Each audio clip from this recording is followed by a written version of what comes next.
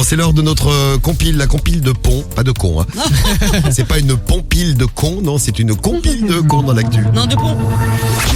T'as dit con. La compile de l'actu sur Skyrock. C'est des ponts. Et ouais, Rémi, la compile du jour avec un petit tour en Inde. Qu'est-ce qui s'est passé en Inde? Numéro 3. Ah bah en Inde, des voleurs ont carrément démonté le pont pour en extraire la ferraille.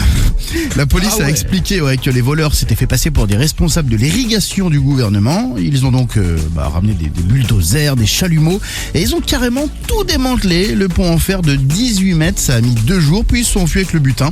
La structure était quand même là depuis 50 ans et en termes de ferraille, c'est vrai que ça vaut très cher. Oui, c'est vrai. Ils ont été retrouvés ou pas? Bah non.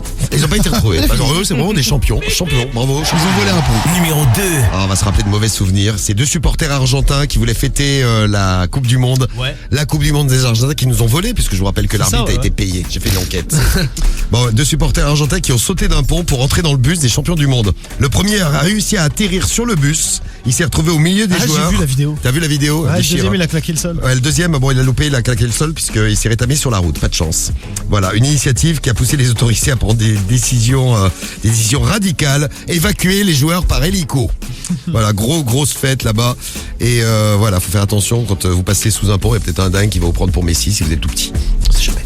Et à la place numéro 1, direction Numéro 1. les States. Le New Jersey, tout à fait. New Jersey. Un mec avait vraiment une grosse envie de faire caca. Voilà. Ah. Petit cacou des familles. Ça arrive. Et voilà, il s'accroupit sur un pont ferroviaire et il fait sa petite affaire, se disant bon, tranquille, ça va tomber dans la rivière, pépère. Sauf que un train passe au même moment. Ah merde. Bon, le train arrive, le mec se casse la gueule, tombe dans la flotte. Heureusement pour lui, dans son malheur, un passager du train l'a vu tomber parce que le pont était quand même assez haut et a prévenu le contrôleur. L'homme a pu être secouru, des eaux glaciales. D'ailleurs, dans le New Jersey, il a été hospitalisé. Il faisait moins 4 degrés. Ah ouais, quand même.